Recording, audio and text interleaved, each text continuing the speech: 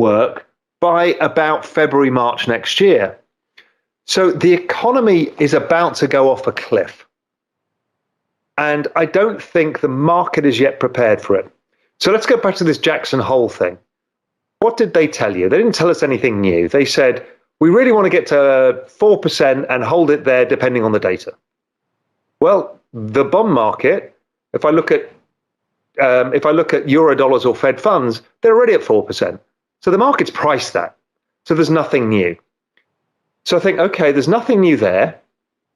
So if the economy starts getting weaker, because the Fed said they will be more data dependent, then we'll see the bond market starting to price in lower rates in the future. So I'm looking at that. And then the Fed said, well, they will change their mind if inflation comes down a lot and unemployment goes up. So the forward-looking inflation data is already falling fast. My work suggests it could go negative in 18 months, which is something I've been talking about a while when I've been looking at, for example, the example of 1947, when people all came out of World War II, went back into the labor force, much like the pandemic. We had no supply because nobody was making everything because everybody was at war.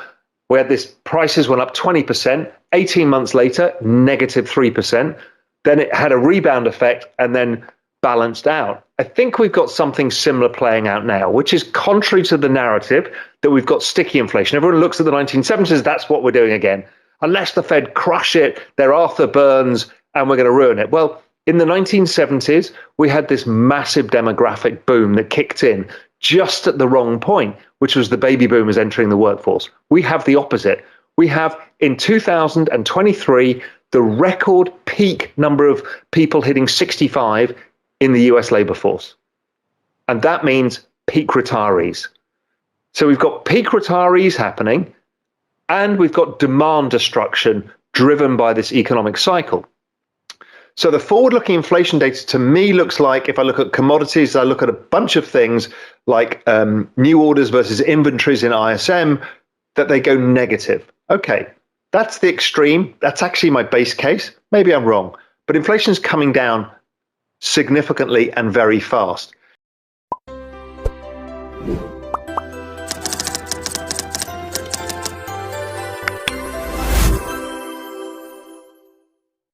Then we'll see on the other side, when you've got this yielding asset that is a giant in the space, what that unlocks in terms of DeFi, the opportunities for institutions to invest, and other opportunities that come from a different asset. Also the ESG credentials.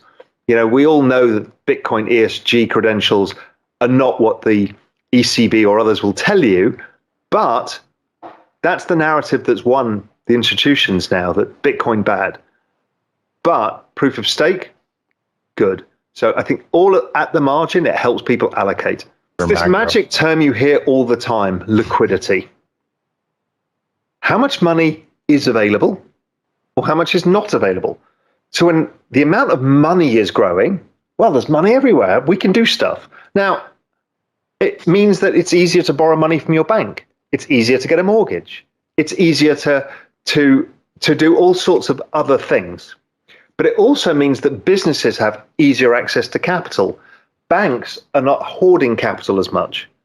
So it means that money flows throughout the financial system. We're a system based on leverage and liquidity.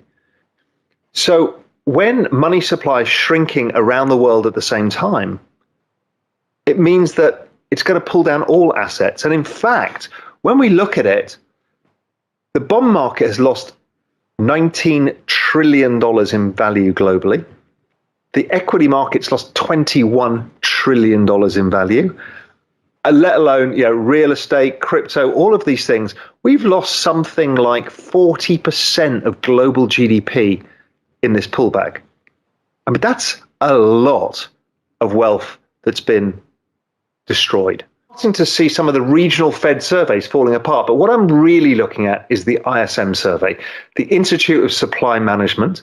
That's a survey of basically buyers in large corporations and industrial companies about how they see conditions. They tend to do a very good job of tracking the business cycle. GDP follows it. Now, there's this magic number, which is 47.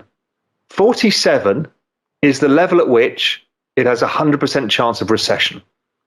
Now, we're still in the 50s, low 50s, but all of the forward-looking stuff is going down to 47. Last week's bearish trade setup is still in motion and has not been validated. The bearish target is $18,900 and the invalidation level remains at $27,000. A breach of the $27,000 zone could kick off the next crypto bull run with midterm targets around $34,000. Such a move would result in a 60% increase from the current Bitcoin price. Housing is the 5th largest employer in America. It looks like that they will start laying off workers pretty fast because they've got massive inventories. Everybody from Amazon to Walmart said we've got too much inventory. They're all laying off staff. Everybody's starting to lay off staff. All the tech companies are laying off staff. So I think we're going to start to see unemployment and inflation falling, the economy falling sharper than people expect. We're already seeing oil weak. We've seen all the commodities weak. Many of them are now negative year on year or close to it. So we've got this storm where bond yields are still high. They're actually, most assets year on year map the ISM really well. It's amazing. The business cycle's like this voodoo magic. And many people can see my threads on Twitter. I write about this a lot. I talk about it in Real Vision a lot. Is the year on year rate of change of the S&P, the NASDAQ, the bond yields, copper, oil, emerging markets, credit spreads, that all map the ISM. So right now, where are asset markets pricing? Well, interestingly, bond yields are pricing the ISM at 63. So they're way above where the market... What does that mean, Raoul, for people who don't follow fixed income and ISM? The bond market is pricing inflation plus growth way far higher than the ISM survey itself.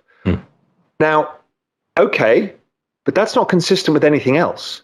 The S&P is pricing it at 45, full recession. The NASDAQ, 42, bigger recession. Growth technology stocks, 35, big recession. Copper, 45. The dollar, which year-on-year rate of change also maps, is pricing growth at 40, or just below 40 now. So most asset prices are pricing in a sharp recession. We've seen that in 2000, we saw it in 1990, we saw it in 2008, we saw it in 2018. The bond market deviates from ISM. ISM starts falling, and then this Wile E. Coyote moment, and yields start collapsing.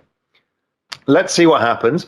But the next couple of months, I'm expecting it to be signaling a full recession, and we'll get to the tipping point where bond yields start to fall. It'll start affecting asset markets. So I'm not a believer we go to new lows. I've done surveys after survey and seen all the surveys on Twitter. 70% of all respondents in crypto and macro think equities go to new lows. That's it for today, guys. If you found this video useful, then don't forget to like the video and share this knowledge with your friends and family. And don't forget to check out the full video, link is in the description. Thank you.